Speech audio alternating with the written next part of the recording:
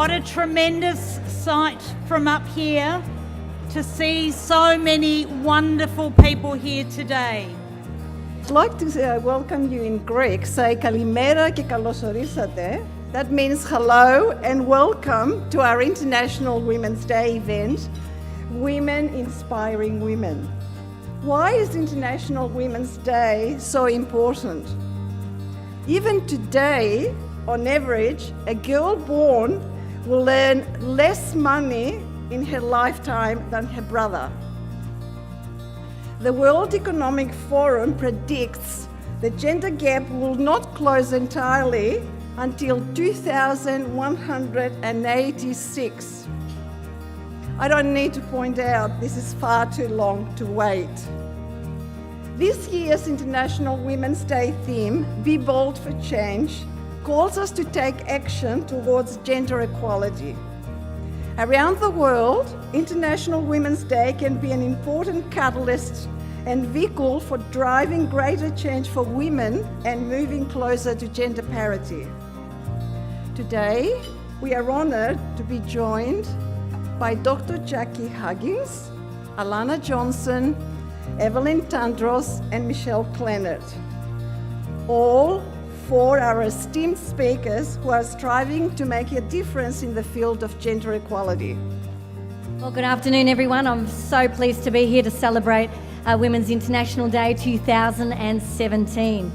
And it's wonderful that Council is pleased to be providing this function in conjunction and partnership with Vivara, the Food for Thought Network. You know, Council is committed to gender equality. We employ 54% of women at Manningham City Council, which I think is wonderful. It is reflective of Manningham. Manningham is it's about 51.3% women in the city of Manningham. That was statistics in 2011, and that's definitely growing. And we've also been part of implementing the Gender Equality Project to staff to build and support a long-term cultural change to make it safe, equitable environment for both men and women in Manningham. Female leadership and representation is important for change, and definitely important to me on a personal note. I'm seeing more and more women in leadership roles, and I think there's still such a long way to go. You know, I was just sharing with another councillor before, you know, in 2017, and we're still having to stand up and fight for what we don't really need to fight for, really, if you think about it, but we do. It's one of those problems. But you know, the wonderful thing is I've just seen that in an organisation that I'm now on a board with, there's a female CEO, female president, female vice president of an organisation, that's the VLGA, which I think is really wonderful. As always, I wish to pay my respects and deep acknowledgement to the traditional owners of the country, here, Wurundjeri country. Always great to be back to Melbourne. I also want to thank my dear stalker, but somebody asked me if you were my agent, Maria, and I said, well, she's that in a sense too.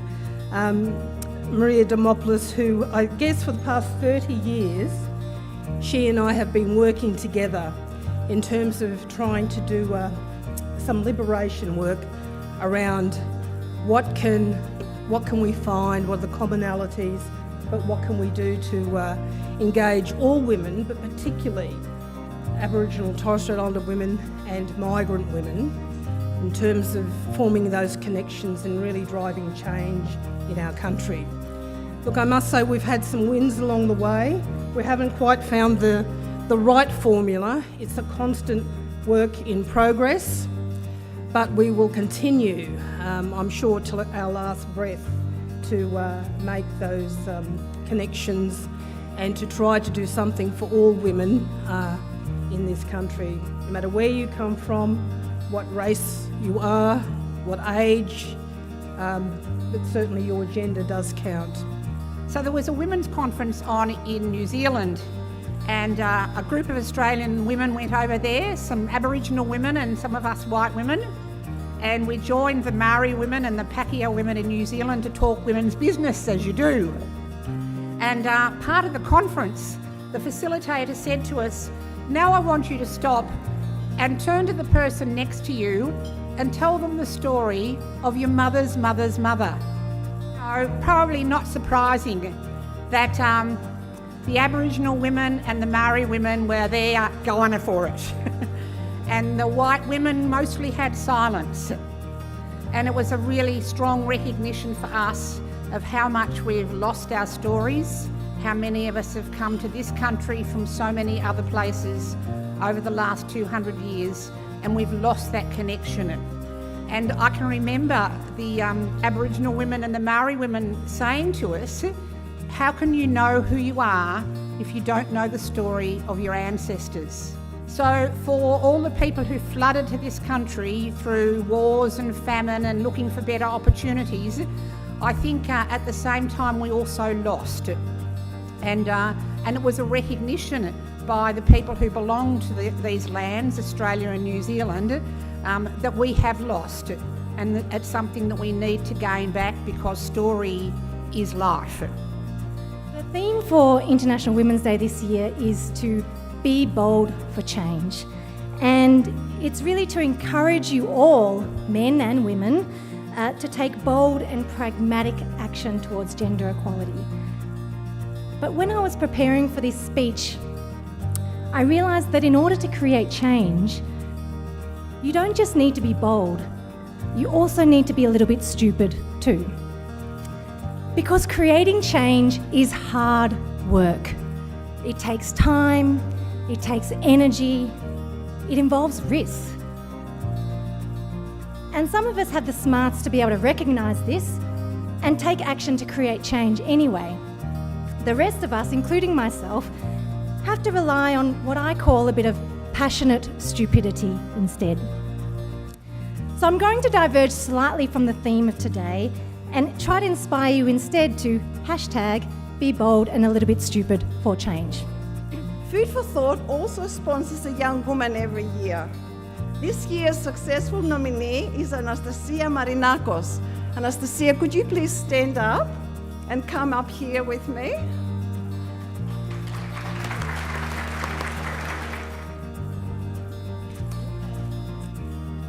Anastasia is a track and field athlete who has been in Melbourne for only 4 months. In 2015, she was voted one of Greece's top young athletes. She recently competed on Australian tracks in a team led by Usain Bolt. Last year, Anastasia broke 3 national Greek track records, while she came 4th in the 1500 and 8th in the 3,000 metre in her category in the European Championship. She was hoping to qualify for the Rio Olympics but missed the mark by 2 seconds. Her goal is to qualify for the next Olympics, and we want to assist her in achieving this goal. We have organised a raffle and would be delighted if you would buy a raffle ticket. We have some great prizes on offer. Information is on your table. All the money raised from this raffle will go towards Anastasia's personal development and travel expenses. طليت البارود والسبع ما جاش يا بوز البارود من دمه مرتاش طليت البارود والسبع ما طل يا بوز البارود من دمه مبتل حمرا يا أصيلي وين رحتي فيه بباب السراغا يا علمي تركتي وحمرا يا أصيلي وين رحتي فيه وبباب السراغا يا علمي تركتي